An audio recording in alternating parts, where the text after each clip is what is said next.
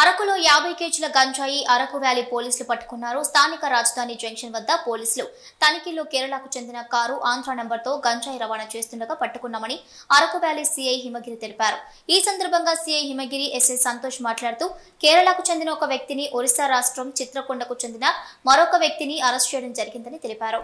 నిందితుల car, cell phone కూడా seize చేశామని, వారి దగ్గర లభించిన గంజాయి విలువ సుమారు 2 లక్షల వరకు ఉంటుందని అరకు వ్యాలీ సీఐ హిమగిరి అన్నారు.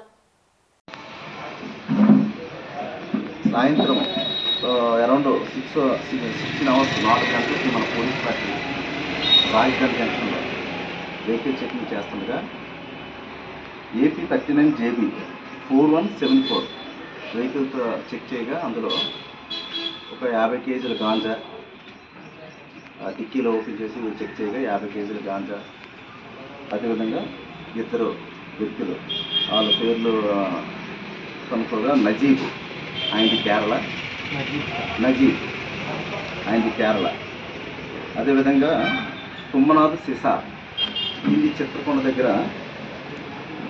బడాపదర్ మల్కనగిరి డిస్ట్రిక్ట్ ఒరిస్సా.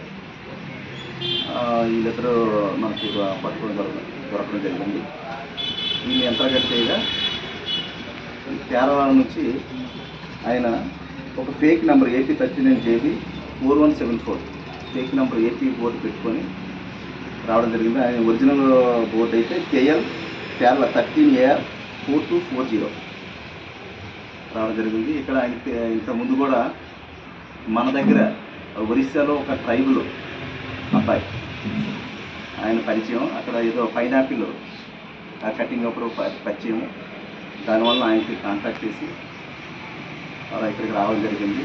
ఇది రావడం కూడా మన అల్పుఘాటి కాకుండా సీలేరు మీద అది సాలూరు, విజయనగరం సాలూరు మీద అలాగా మనకి సుత్తి ఘాటి మీద వెళ్ళి చిత్రకొండ వెళ్ళడం జరిగింది. అక్కడ ఒక 50 కేజీలు ఈ తుమ్మనాథ్ దగ్గర కొనడం జరిగింది. వాళ్ళిద్దరు కూడా మళ్ళీ వైజాగ్కి డ్రాప్ చేయమంటే ఈ విధంగా ఈ పాడవ మీద వెళ్ళి జైపూర్ జంక్షన్ మీద వెళ్ళి మన అరకు రాజధాని జంక్షన్ కనుక వస్తుంది మనకి వెహికల్ చెకింగ్లో దొరకడం జరిగింది.